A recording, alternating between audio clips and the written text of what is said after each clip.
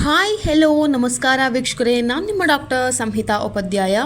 ಎಲ್ಲರೂ ಕ್ಷೇಮವಾಗಿದ್ದೀರಾ, ಆರೋಗ್ಯವಾಗಿದ್ದೀರಾ ಎಂದು ಭಾವಿಸ್ತೇನೆ ವೀಕ್ಷಕರೇ.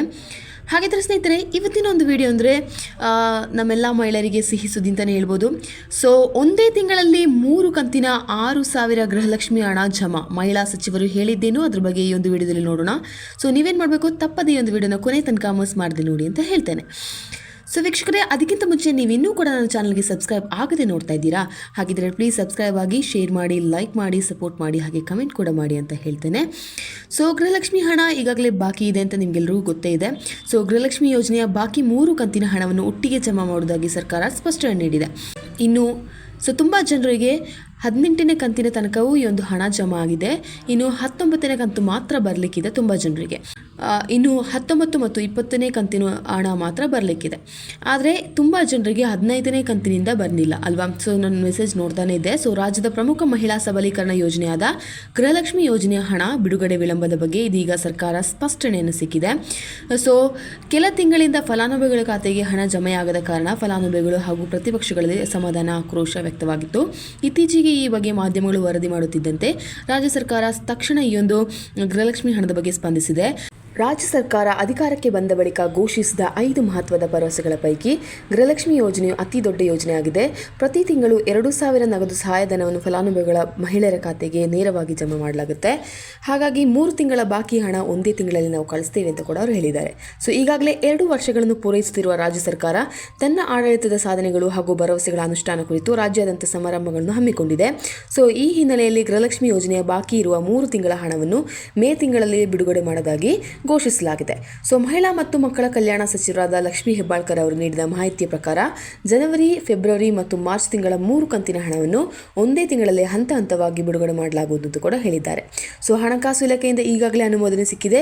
ಸೊ ಫಲಾನುಭವಿಗಳಿಗೆ ಈ ಬಾರಿ ಒಟ್ಟಿಗೆ 3 ತಿಂಗಳ ಹಣ ದೊರೆಯಲಿದೆ. ಮೊದಲ ವಾರದಲ್ಲಿ 1 ತಿಂಗಳ ಹಣ, 2ನೇ ವಾರದಲ್ಲಿ ಮತ್ತೊಂದು ತಿಂಗಳ ಹಣ, ಹೀಗೆ ಮೇ ತಿಂಗಳಲ್ಲಿ ಪೂರ್ಣ ಹಣ ಜಮೆಯಾಗುವುದು ಖಚಿತ ಎಂದು ಸಚಿವರು ಭರವಸೆ ನೀಡಿದ್ದಾರೆ.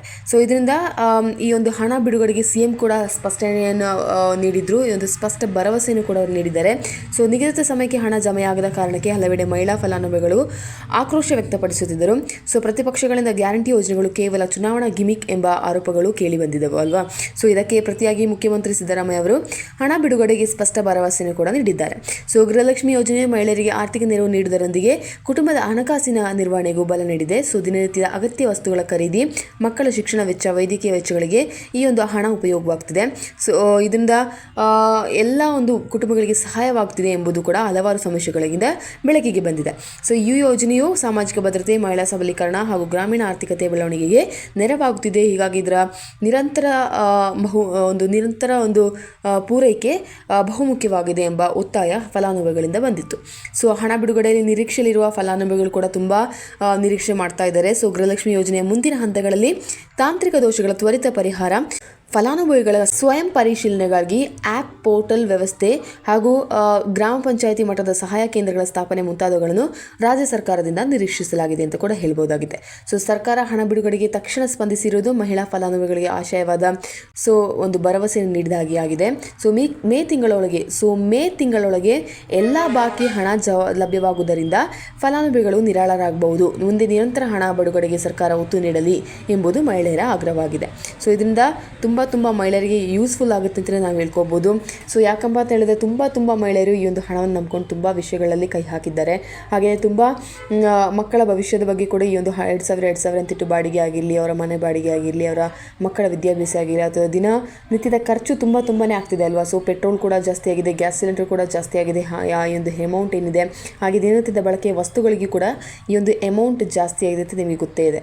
ಹಾಗಿದ್ದಲ್ಲಿ ಈ ಒಂದು 2,000 ರೂಪಾಯಿ ಎಲ್ಲಿಗೂ ತಲುಪೋದಿಲ್ಲ ಅಂತ ನಮಗೂ ಗೊತ್ತೇ ಇರೋ ವಿಚಾರ.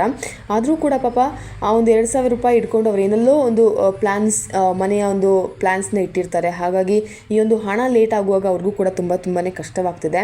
ಹಾಗೆ ಇದರ ಈ ಒಂದು ಹಣದಿಂದ ಎಷ್ಟು ಸಹಾಯವಾಗಿದೆ ಅಂತ ಕೂಡ ನಾವು ಒಂದು ಹಿನ್ನೋಟವನ್ನು ಹಾಕಿ ನೋಡಿದ್ರೇ ನಮಗೆ ತುಂಬ ವಿಷಯಗಳು ತಿಳಿದು ಬರುತ್ತೆ. ಸೊ ಎಷ್ಟು ಈ ಒಂದು ಹಣ ಹೆಲ್ಪ್ಫುಲ್ ಆಗಿದೆ. ತುಂಬ ಜನರು ಆ ಒಂದು ಹಣವನ್ನು ತೆಗೆದೇ ಇರೋಕ್ಕಿಲ್ಲ, ಆದರೆ ಆ ಒಂದು ಹಣವನ್ನು ಸೇರಿಸಿ ಮಕ್ಕಳ ಫೀಸನ್ನು ಕಟ್ಟಿದ್ದಾರೆ. ಆ ಒಂದು ಉದಾಹರಣೆ ಇವೆ. ಹಾಗೆ ತುಂಬ ಜನರು ಈ ಒಂದು ಹಣದಿಂದ ಸೇರಿಸಿ ಇಟ್ಟು ಕೂಡಿಟ್ಟು ಆ ಒಂದು ಹಣದಿಂದ ಚಿಕಿತ್ಸೆಯನ್ನು ಪಡೆದುಕೊಂಡಿದ್ದಾರೆ. ಇನ್ನು ತುಂಬ ಮಹಿಳೆಯರು ಈ ಒಂದು ಹಣದಿಂದ ಬಾಡಿಗೆಯನ್ನು ಕಟ್ತಾ ಇದ್ದಾರೆ ಅಂತ ಕೂಡ ನಮಗೆ ತಿಳಿದು ಬಂದಿದೆ. ಇನ್ನು ತುಂಬ ಜನರು ಅವರಿಗೆ ಸಂಘ ಸಂಸ್ಥೆಗಳಲ್ಲಿ ತುಂಬ ಸಾಲ ಮೂಲ ಇರ್ತದೆ, ಸೊ ಅವುಗಳನ್ನು ಕೂಡ ತೀರಿಸ್ಕೊಂಡು ಬಂದಿದ್ದಾರೆ ಅಂತ ಗೊತ್ತಾಗಿದೆ.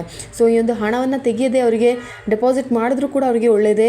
ಸೊ ಒಂದು ಒಟ್ಟಿಗೆ ಹಣವನ್ನು ತಗೊಂಡು ಅವರಿಗೆ ಆ ಒಂದು ಸಾಲವಾಗಿರಲಿ, ಅವರಿಗೆಲ್ಲೋ ಕಟ್ಟಲಿಕ್ಕಿರುವ ಒಂದು ವಹಿವಾಟಾಗಿರಲಿ, ಇವುಗಳನ್ನೆಲ್ಲವನ್ನು ಅವರು ಸರಿಪಡಿಸ್ಕೊಂಡು ಬರ್ತಾ ಇದ್ದಾರೆ ಅಂತ ಕೇಳ್ಪಟ್ಟಿದ್ದೇವೆ.